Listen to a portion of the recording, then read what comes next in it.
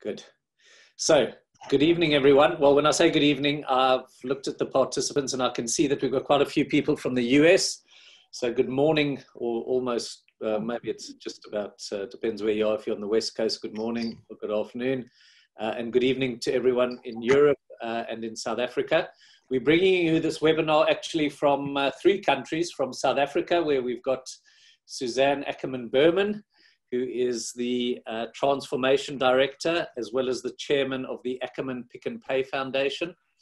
From Accra in Ghana, we've got Izzy Obeng, who is the founder of an amazing social enterprise called Foundivine, which specializes in digital startups and acceleration. And I'm Gary Lubner, and I am, amongst other things, the Chairman of Africa Tukun here in London in the UK, as well as Chief Executive of Belron, which is a global organization that operates across the world. Today is part 2 of 3 webinars hosted by Africa Tukun in the UK, focusing on philanthropy, philanthropy, technology, and the quest for equality. And last week we had a discussion with Mark Lubner, who's the CEO of Africa Tukun, as well as our friend Mr. Holder, who's a great philanthropist, talking about philanthropy. This week is all about entrepreneurship and big business. And I can't tell you how delighted I am to have these 2 incredible women talking about their experiences. Before I introduce the 2 of them to you, we've got a very short video, again, like we did last week, that we'd like to show to you. And I'd also remind you that this is meant to be an interactive discussion. So please, if any questions come to mind, please send them in on the, you can see there's a button on your screen, and we will attempt to answer the questions. There were quite a lot of questions from last week, which were very relevant, which I'll probably try and ask as well. So we're very much looking forward to this. The last thing I'll say in terms of admin is we are going to be stopping definitely before 7:30. So you will not be kept for more than an hour. We appreciate your support and we appreciate you all being on here. So if we could please just show the video. Thank you.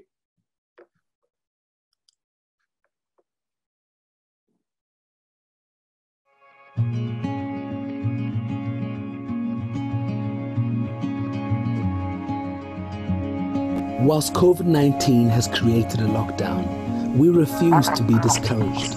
We know we'll survive this pandemic, and our youth are determined to succeed.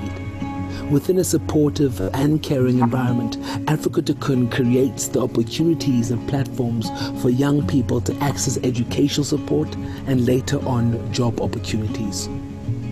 Confident Africa Tukun graduates enter the job market aware that their contributions will help create the South Africa we want. Help us to help them rebuild South Africa post the pandemic. 10,000 Rand per youth will ensure we achieve this. So my name is Mercy and I'm a facilitator here at Africa Tukun, and we're here at Utando Center. I've grabbed this opportunity with both hands. I'm learning a lot. Every day we come here, we're learning so much, and I really feel empowered. I feel like I've lived my life with a plan now. EndUser is a program that helps you develop new skills concerning computer. Actually, you are engaging with the computer itself. You are learning how to use the computer applications. They're doing this learnership so that they can acquire some skills that will help them be able to get employment, be able to work in an actual working environment.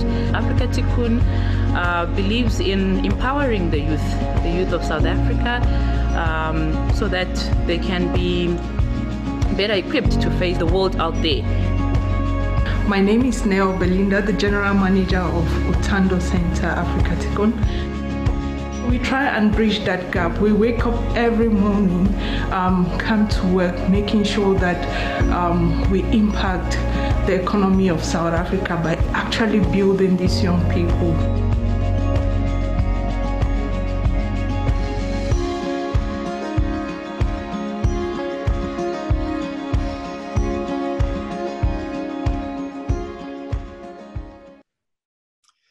thanks very much for that. That gives you a little bit of a flavor for what we're doing with young people, particularly around the area of entrepreneurship. So I'd like to move into introducing our two guests. And Izzy Obeng would be our first speaker today.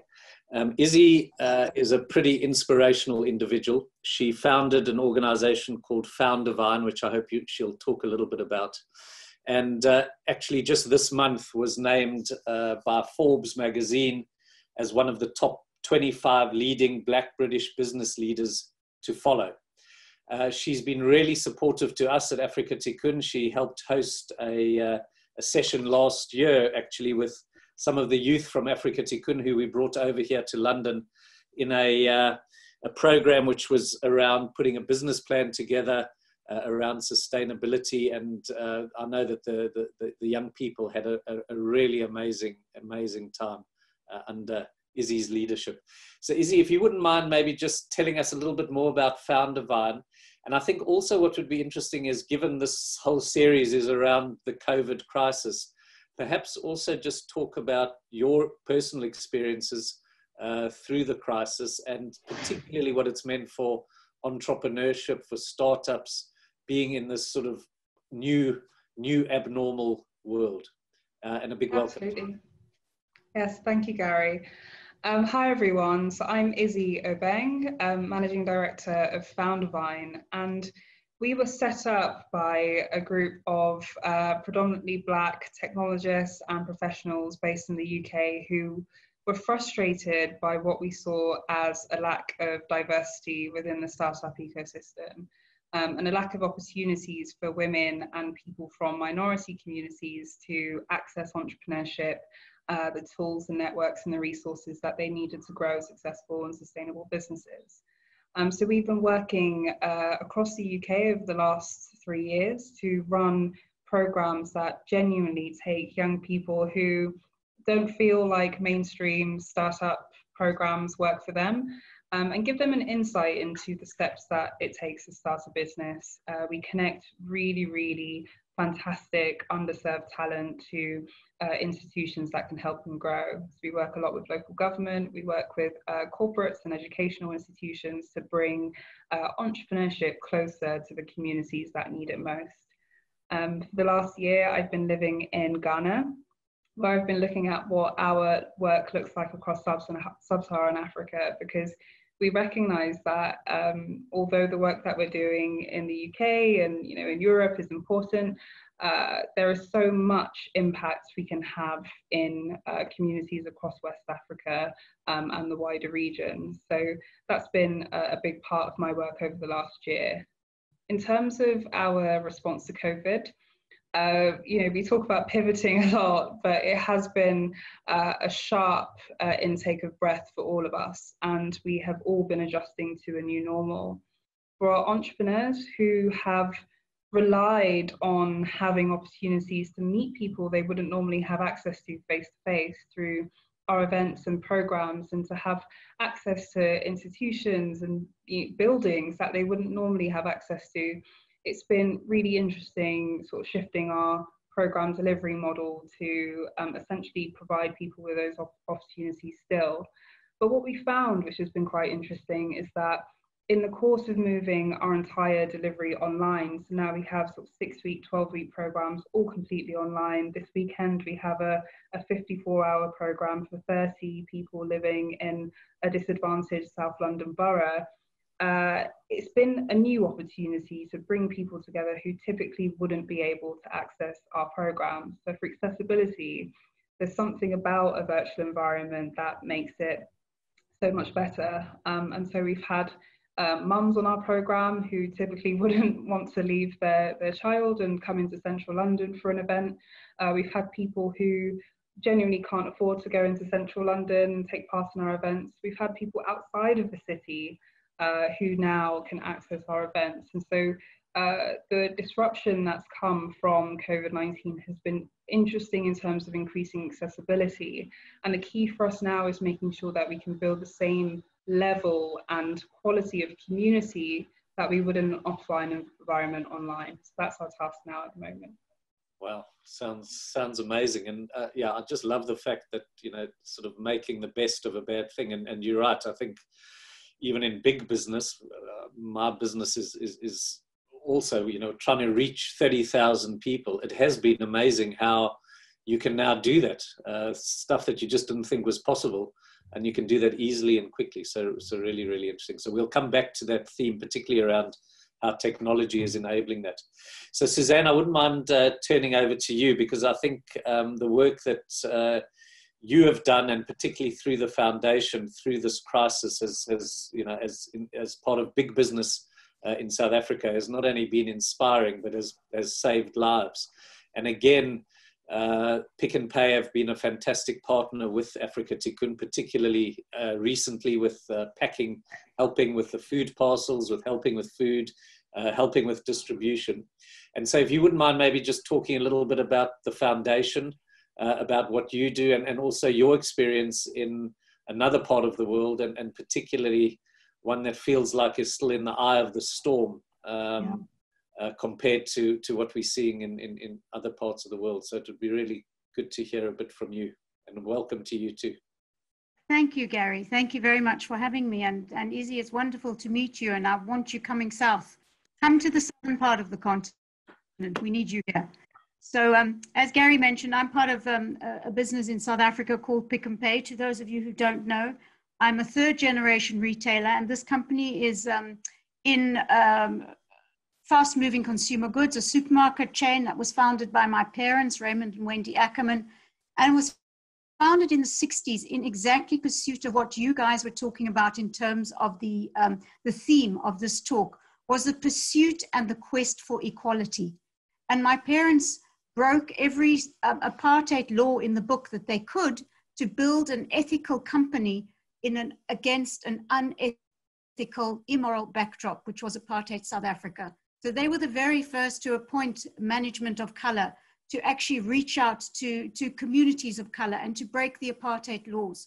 So given that backdrop, I come into the retail space, and my job now my role is Director of Transformation.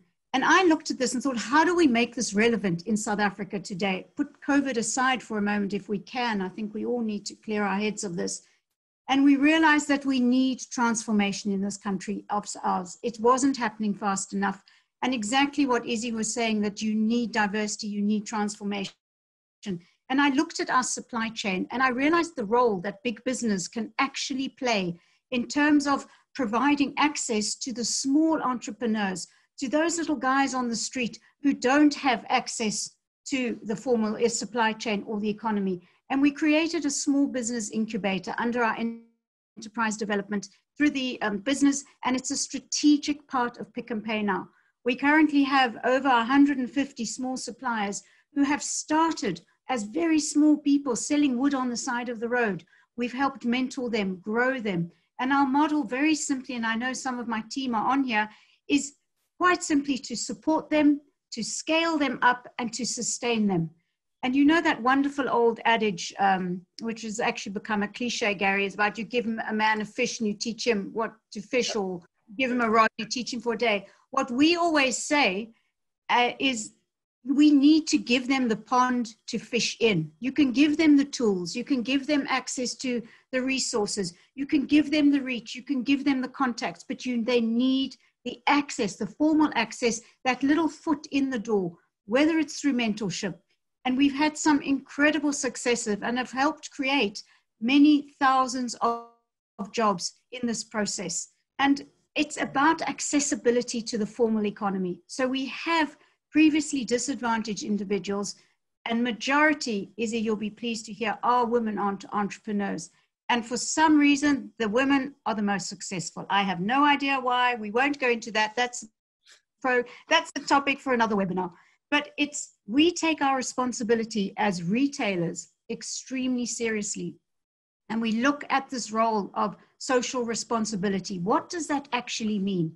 What does this word mean?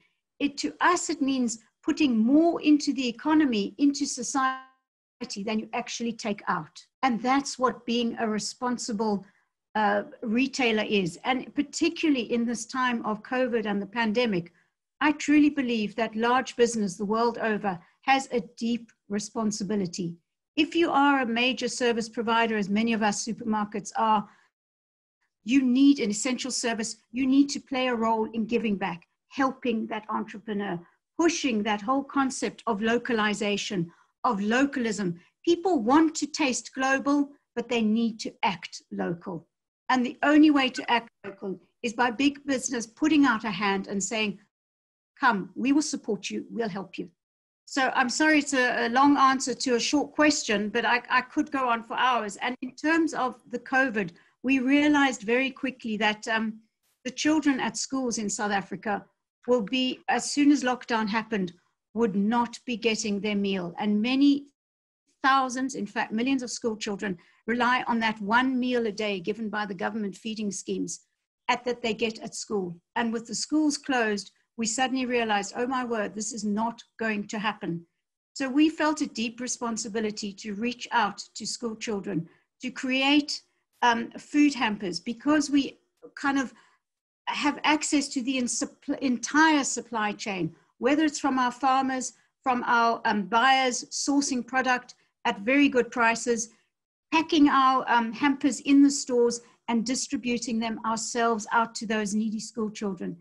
And Gary, to date, I can very proudly say we have fed over 16 million people, and it's been extraordinary. And we create hampers every one of our stores, and we have 741 stores positioned around the country, and another brand called Boxer, Pick and Pan Boxer. Together, we have a wide reach throughout the whole country, and we are able, through our stores, to pack, to distribute, and to ensure that those vulnerable children are getting much needed food.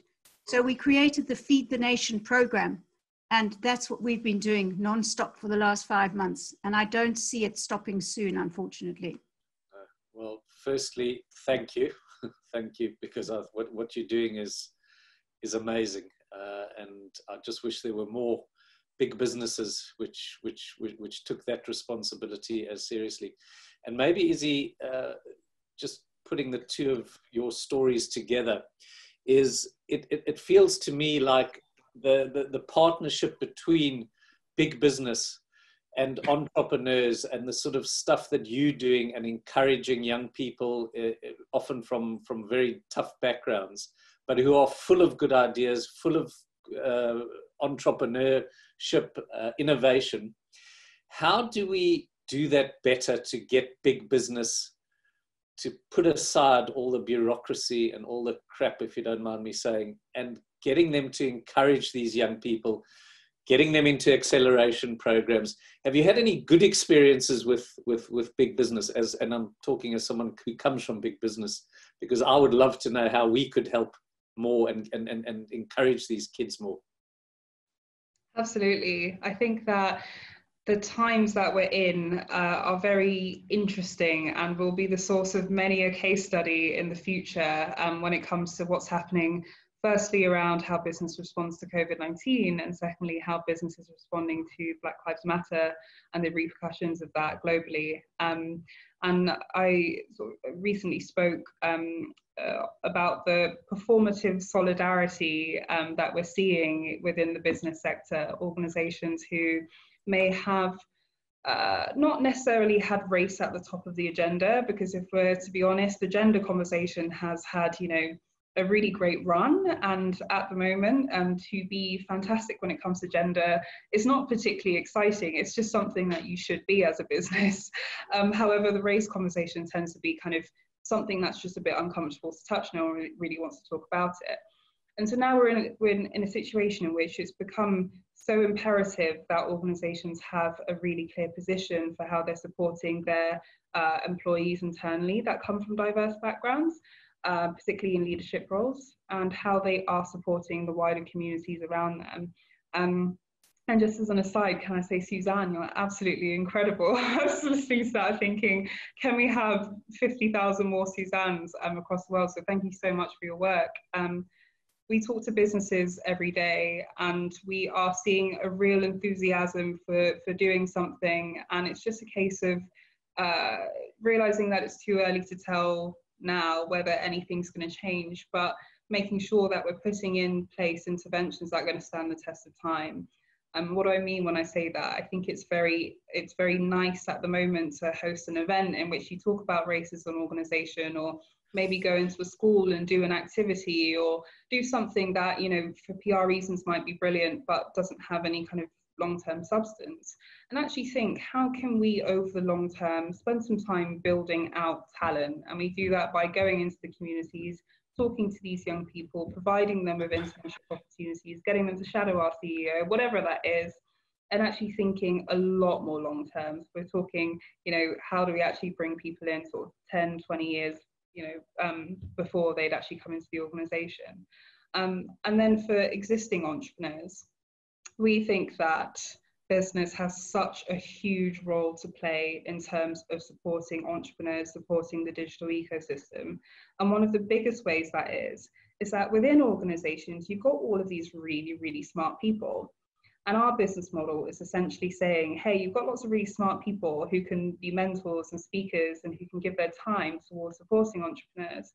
Why not, as an organization, back us, give us your time, give us your space, give us your energy and skills, and we'll bring in these 60 incredible entrepreneurs into your space, and you can actually co-create solutions together, which can change the future of our economies. And then if you're interested, you can also potentially co-fund those entrepreneurs as well, and actually help them scale. And so there are lots of opportunities that organizations of all sizes, SMEs right through to large you know, multinational corporates, can actually help build the pipeline of diverse entrepreneurs into tech by investing in the education system and in enterprise and digital skills education, by supporting talent within these organizations to volunteer, giving them time to do that, recognizing that within performance management and all of those things you can do to make it worth it, and also having the backing of senior leaders to speak about these issues, because industry needs to be at the forefront of talking to government, talking to people in positions of authority, and setting the agenda for how we actually increase the pipeline of diverse talent. So much we can do, but it can be done, and we have a framework for doing that. It's just a case of leveraging all of the goodwill that we have at the moment and converting that into something that has teeth. Yeah, I couldn't agree more. And I think certainly one of my big reflections over this crisis has been the lack, or let's not worry, talk about the negative. The key for leaders for me is about listening. And when I say listening, I mean listening to the things that you're talking about, but listening to the young people, listening to those people from other communities and other you know, disadvantaged areas, but also listening, you know, the Black Lives Matter, we can talk all about those sort of things. We've just hosted in our US business in SafeLight, we've just hosted a leadership session where we got a number of our Black leaders to just talk about their experiences, their personal experiences of what it was like every day to work in our organization, and just for our people, the rest of the people, to listen. And listening is an active thing. It's not passive at all. And I think when people feel heard, when they genuinely feel heard, then we can make progress. And I think all of the stuff that you're talking about around entrepreneurship, we've got to listen. As big business, we have to listen. And Suzanne, I don't know how you do that, but clearly you're doing that particularly well by listening to both the need and by listening to what your smaller suppliers and customers require. How do you bring that to life, though? You know, Gary, I was just listening to what Izzy was saying, and when she says it's got to start at the top, I think it goes a lot deeper than that, Izzy. It actually has to be within the DNA of a company. And I believe many companies can actually change the way they are thinking. And, you know, my father, the founder of the company, always says, listen to the whispers of tomorrow. And I think tomorrow is here. Whether it's gender issues, whether it's racial issues, whether it's poverty, whether it's hunger, whatever it is, we need to wake up and listen. And organizations, large businesses, have to set a purpose. It's that good old-fashioned word going back to what is your purpose? Being mindful of the societies you serve. What are the needs of our society? It's not just about the bottom line. And I think many years ago when this triple bottom line reporting came in for the accounting profession and for companies listed on the stock exchanges, I don't know if people actually took it seriously enough, and I'm sorry to be controversial here. I think it became a tick boxing, a tick boxing exercise or ticking box exercise. Yeah. And it wasn't in the DNA of companies. They were not actually astutely aware of what do they control? What do they actually need to be mindful of in terms of the societies they serve? Whether it's a multinational, why are we doing business in development Africa? What are the main needs? It's water, it's poverty, it's hunger, it's access to jobs. It's not just about spreading the brand around the world. So I think a lot more mindfulness needs to come in. And to me, that is the whisper of tomorrow. Good. I want to move to a little bit to talk about technology, because that's one of the themes that we've had on this. And clearly we've talked a little bit about it, how technology has opened up things. There was a question last week, which I think was a really good one, around the gender approach to technology, which, and Izzy, you touched on that a little bit earlier, which is, men typically are in the technology or more represented in the technology sphere, and they get trained in that. And have you found ways of particularly getting younger women into the more technology, the digital-based stuff? And maybe just share some of your experiences on that. And in particular, thinking again, post-COVID, how can we start redressing that balance around the gender and technology at the same time? Yeah, so it always goes back to that saying that you can only be what you can see. And so often when we talk about technology, if I got everyone on the call to humor me and close your eyes for a second and think about the most successful entrepreneur you can think of, it's probably going to be one of about 10 people, and they're all older men. And so you've got this kind of situation in which if you are a young woman and you are thinking about what a career looks like, it is just very hard to see that if you can't see role models who look like that. And what we're finding in terms of our work is, one, providing more female role models in tech. We had this really kind of uncomfortable situation as a diversity-centric organization where we hosted an event to help people build digital startups. And our only female mentor tweeted that she'd been the only woman in the room supporting the entrepreneurs. It's embarrassing for us. We're an organization that talks about diversity all the time, and we managed to have a pretty much entirely all-male mentor pool for these entrepreneurs. And so we took that back and we built into our all of our programming a target of making sure we have at least 50% female mentors, speakers and judges on all of our programs, and asking ourselves really hard questions if we can't meet that. Because we do have young people who come on and, particularly if they come from disadvantaged communities, have literally had no female representation in the tech space. On top of that, there's something around how complex tech is made to see. And I think that when you are approaching tech and, people talk about coding and you've got this idea of a guy in a hoodie hunched over a computer, and that's kind of what it's supposed to be. And we're seeing this, this birth of all of these low code tools. And so we hosted, for example, an event with Microsoft for Startups last year where we had 85 people in a room building an app in a day, because we were trying to show them fundamentally that the code's already been created and all of these people have made these fantastic solutions in which all you have to do nowadays is input your data and it can create an app for you. And there are all these different platforms you can use.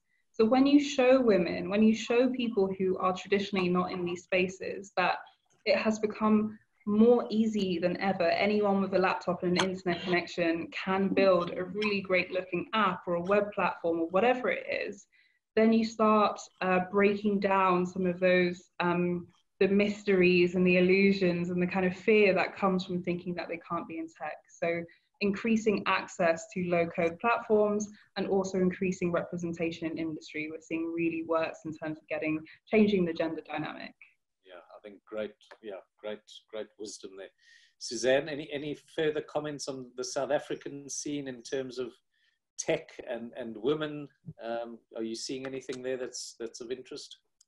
I can't really speak on the tech side, but I I'm pleased to hear that now the girls' schools are offering computers as a subject, and that only happened in the last 5 years.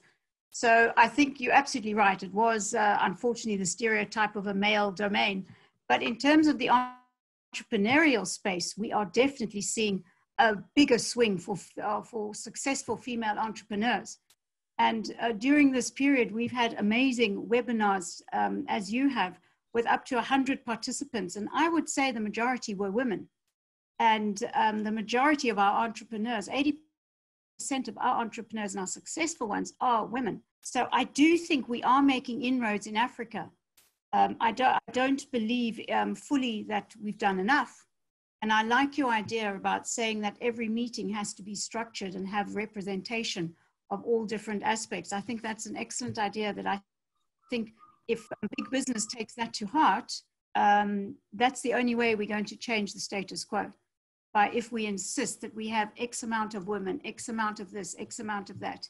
And it's unfortunately going to take a conscious decision to actually change things.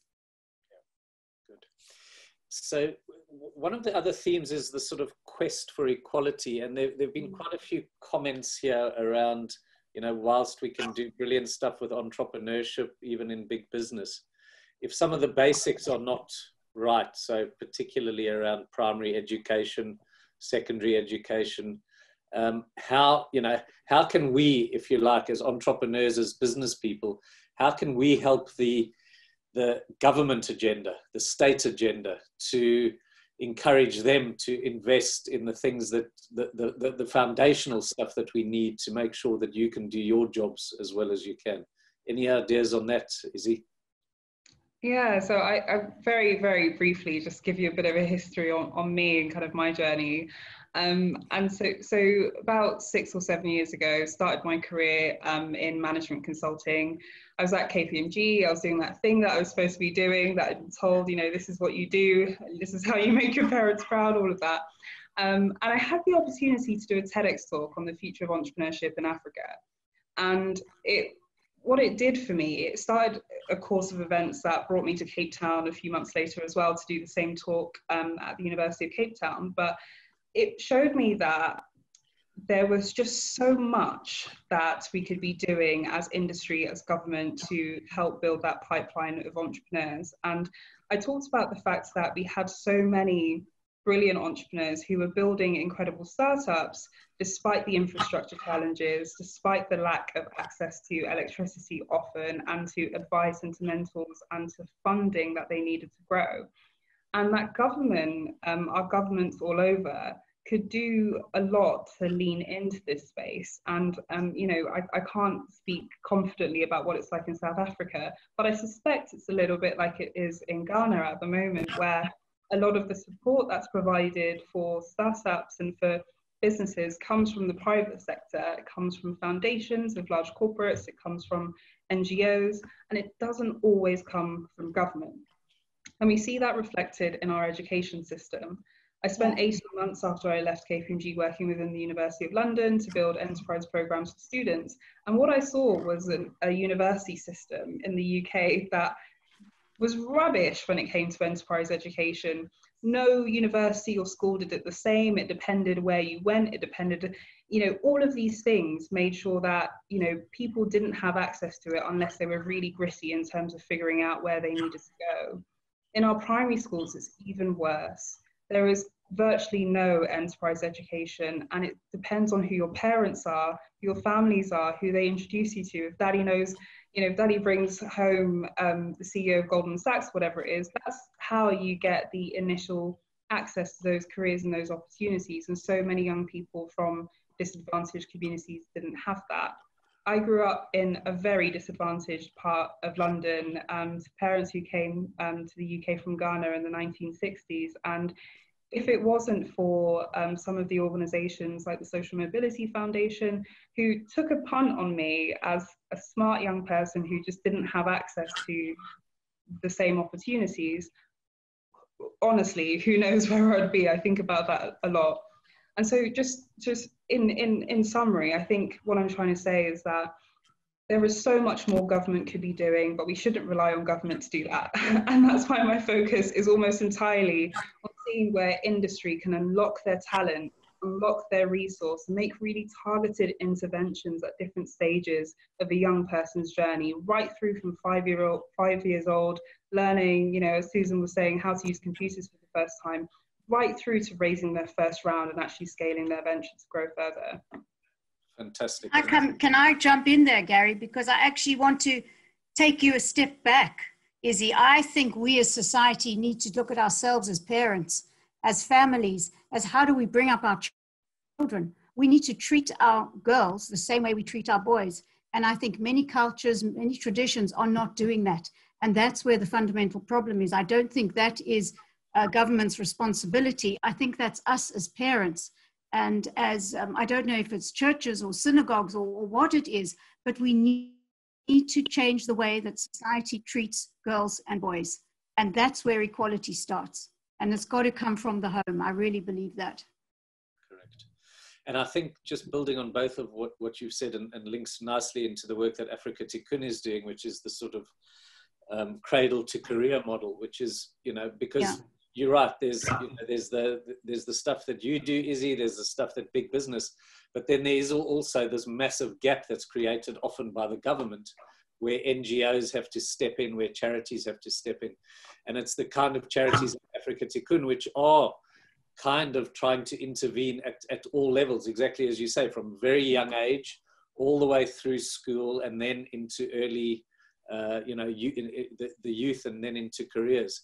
But we need the support of business. We need the support of entrepreneurs. We need, and you know, that's a big challenge for charities now and for NGOs. And I think particularly in this crisis, we talked a little bit about this last week.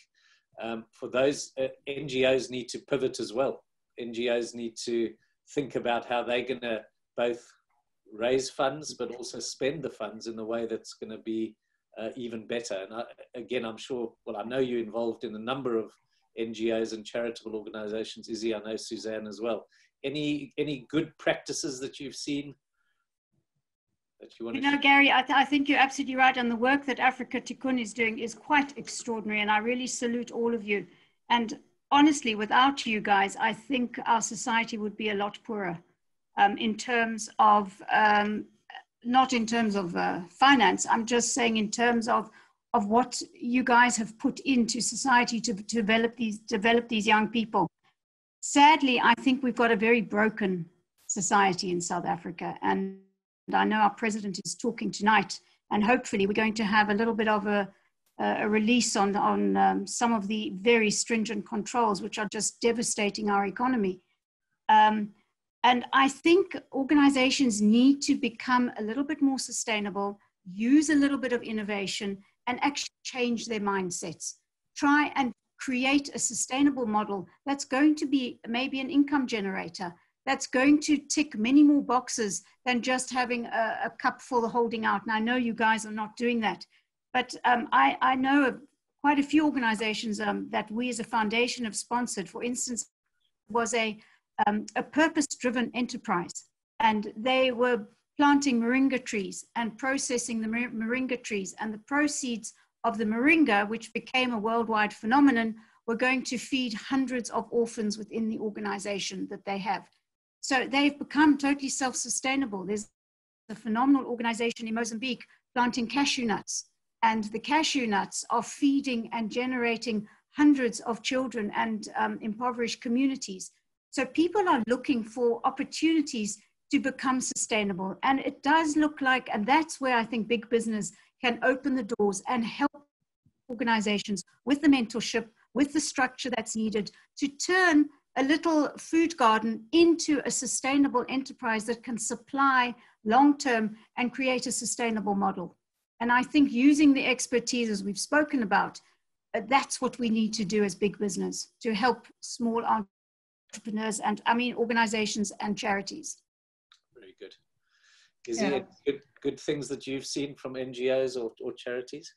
Yeah, so I think one thing that Susan said earlier around big business supporting smaller providers to become medium-sized providers, to become larger providers, is such a huge one. Capacity building is the key to unlocking everything. And I think too often we get obsessed when we talk about supporting smaller charities and social enterprises with funding, but often we don't talk about that important capacity building work that needs to happen.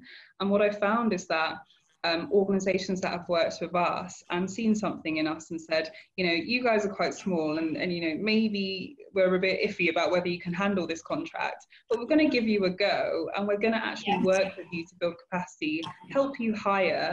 If you need some leadership coaching, we can support you with that, operational support, actually work with you to grow into the type of supplier that can actually, you know, handle larger and larger contracts and grow.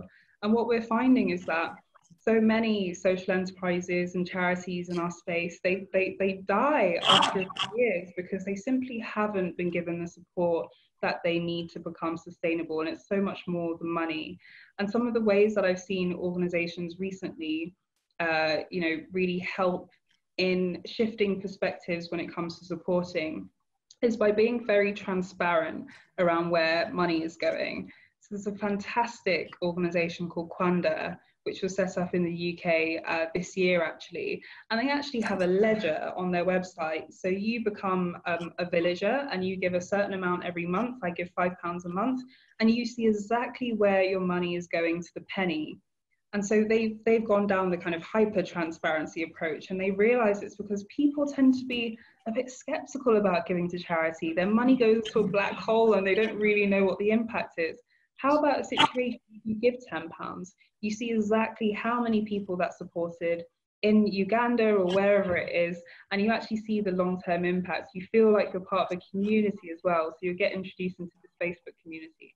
And so there are ways to engage business, engage individuals that charities are finding, you know, whether that's through transparency, whether that's leveraging support from bigger organizations, that I think is really the future of how charity engages with business, how nonprofits engage with business. We need to start thinking more commercially. We need to start leveraging and exchanging talent. If that's having one of your executives pro bono for 6 months, amazing for a small organization. Things like that are the way that we continue to grow together and help big companies change their DNA, whilst actually helping smaller organizations to grow and build capacity. Yeah. And this is music to my ears, Gary. It's wonderful. So clearly, one day you'll come and see Izzy, and we need you to come and speak to our entrepreneurs. And if I may, can I just tell a quick story about one of our entrepreneurs? It's very easy for a large business to give a contract to a verifiable another big business, but it takes a lot of courage to actually break that habit, really, we can call it that, and to actually engage with a smaller entrepreneur. And one example I really want to share is our uniform supplier. This young lady is from one of the townships in Cape Town, and her company is called Rise Uniforms. You can Google it. Phenomenal entrepreneur called Ntombi. And she employs, I think it's over 40 individuals now, and she's making uniforms for us. And we are using one of the largest uniform suppliers on the continent to make majority of our uniforms. But now we've given her a percentage of the contract. And we've done it with the aid of the buyer, with the mentorship, with the accountant. So you handhold all the way through. And now, unfortunately, with lockdown, people are not wearing uniforms anymore. So she immediately jumped into mode. She went online. She's very tech savvy, this young lady.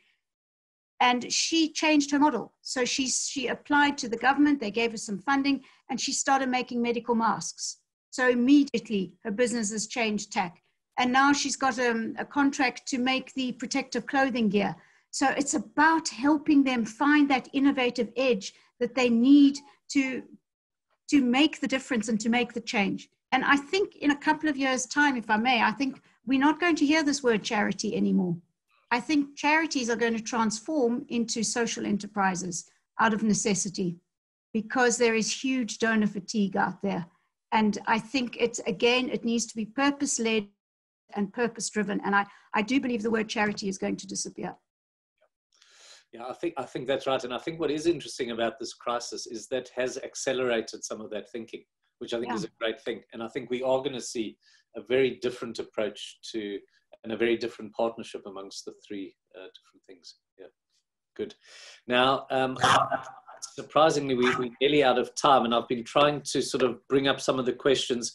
For those of you who want to ask any specific questions, please go on the Q&A button. There are a number of very good comments on the chat if you want to look at that as you've been going through, both some ideas, some suggestions, some recommendations of books or of organizations to look at. And I'd encourage you all to all to do that. I think maybe sort of to end off, because we've only got about 10 minutes left, if the two of you perhaps wouldn't mind just reflecting a little bit more on how you think the future could look in a post-COVID era. I think we're seeing lots of things happening as a result of COVID. The fact that we're able to have this webinar is a lot easier because people are locked down at home and there's not a lot of places to go. But as the society and as the economy start opening up, how are we going to be able to use the learnings, the good learnings that we've had, and keep those, and if you like using a phrase that we're all getting used to, pivot into some new reality? Izzy, I don't know if you've got any thoughts on that. Yeah, so I think one of the biggest ways that we are going to see our economy and our society changing is in the way we use technology to connect with each other and build community and a sense of belonging in virtual spaces as well. And we spoke earlier about what it's like kind of running events, and you run them in cities, and people who are living in more rural areas don't always have access, and technology has the power to democratize access to people and to opportunity.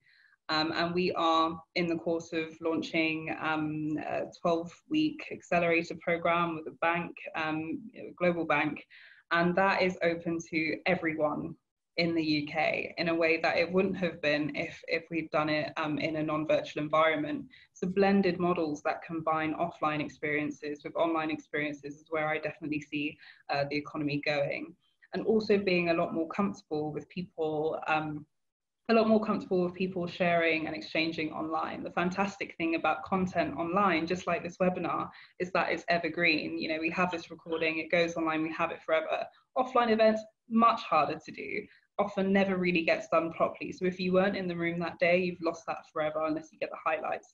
So I'm seeing an opportunity to have more blended experiences that are available and accessible to more people than we've ever seen before, which can only be good for our society. Yeah, totally agree. Suzanne, anything to add to that? Gosh, no. My friend there is so eloquent, she says it all. But I think the one thing we need to talk about into the future is the changing face of education. And I think the new generation coming through now are forced to be more digitally minded. And that is going to stretch right across every income bracket. And I think that's for the better of society. And I think coupled with that, forcing us all to stay at home is actually going to reconnect us with our families, with our purpose, and reconnecting individuals.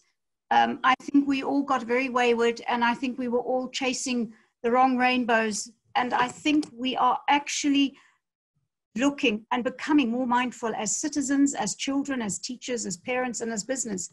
And I do believe that the future is going to be in entrepreneurship. In the growth of the economy is only going to come in entrepreneurship, because the entrepreneurs are the ones who are going to create the jobs. Unfortunately, the large businesses are cutting costs, cutting expenses, and cutting jobs. And it's the entrepreneurs who are out there in the communities, in society, creating the jobs, using what resources they have available to create more jobs. And that is what's going to switch society. And I think consumers are going to become way more conscious about where their goods are coming from. Are they creating jobs? Are they assisting? And also, we haven't mentioned the planet or the environment in this conversation at all. And I think our consumers are way more aware of the impact and the damage that we have done to the environment. And fortunately, the younger generation are far more greener and aware than we are. And I think there's going to be a lot of change in that field as well, for the better. So, so I think just to add to that, and there are a few questions or comments coming through around whether entrepreneurship shouldn't be taught at primary schools, which I think is an obvious yes. Just getting the idea of you know, commerce and entrepreneurship at a much younger age than perhaps anywhere's been used to. And I think the other comment which has just come on, and I don't know whether this is just breaking news, but it sounds like the president has just announced that schools are going to close again in South Africa. Wow. And that again just creates this whole issue around technology, parents not being able to, if you're not connected, the difficulty of doing that. But I suppose looking at it from a positive point of view, hopefully it does accelerate the need for technology for homes, for people to be able to do from home. But I guess we're in this terrible time where that's the dream, but we have this massive gap right now. And Suzanne, I don't know, what do we do in South Africa? How can we? I don't know, Gary, I'm devastated to hear that, because it's going to have a massive impact. I might be misquoting. I don't know if that is right. I'm just reading from a comment here, but it looks like it's right. The devastation that's going to cause, the impact on hunger, I understand that the infection rate is enormous. But my concern is millions and millions of Africans, not only South Africans, do not have access to technology. They do not have access to smartphones, to computers, to things that we do in order for them to be able to handle themselves online. And then there's the violence and abuse against women during lockdown. So it's a deeply concerning situation. I don't know what the answer is. We are desperately trying to see if we can allow access to Wi-Fi through our supermarkets, so at least people can come in, download some material, and that's something we need to work on with other partners to make Wi-Fi and accessibility to millions more people, and not just the privileged. Is there anything more to add to that? Yeah, just in terms of sort of some of the questions and how we engage young people, I think that someone's mentioned in the chat that now is the time for us to explore digital solutions to helping young people learn about enterprise and entrepreneurship. And the challenge that we face in Ghana as well as South Africa around numeracy and literacy skills. When I run programs in the UK for young people, I assume a certain base level of numeracy and literacy and tailor content towards that. Running programs in Ghana, I can't work under that assumption. And so the nature of the programs is very different. So how do we ensure that we are also using enterprise education as an opportunity to make numeracy and literacy skill development more engaging? And I think there's a big piece there. And I don't want to be too pessimistic, but this is where government needs to step in and lean in and work with us to do this piece and not leave it to industry to sort out. Exactly. Yeah. Totally agree. And on that note, whilst very depressing news from South Africa about closing public schools, I have to say that hearing the two of you, Suzanne and Izzy, inspiring women, doing remarkable things. One of you said we need 50,000, we need hundreds of thousands of you. And the only thing I can see which might help is I see you've both got Zs in your name. So I'm going to change my name to Gazzy Lubner. Maybe that'll help. So both of you, thanks so much for spending your time. I know in your very busy days that you're both changing the world and doing so much good. Really, really appreciate it, and really appreciate also your support for Africa Tukun, both in the past and I hope in the future as well. And to everyone else, thank you for joining us this evening. And next week, we've got another interesting webinar. I think it's on next Tuesday evening. Look forward to seeing you all then. Please keep sending in the questions and the chats, and we will try and answer them as well. But to everyone, have a great evening, and thank you very much. Thanks, everyone. Thank you so much. Thanks.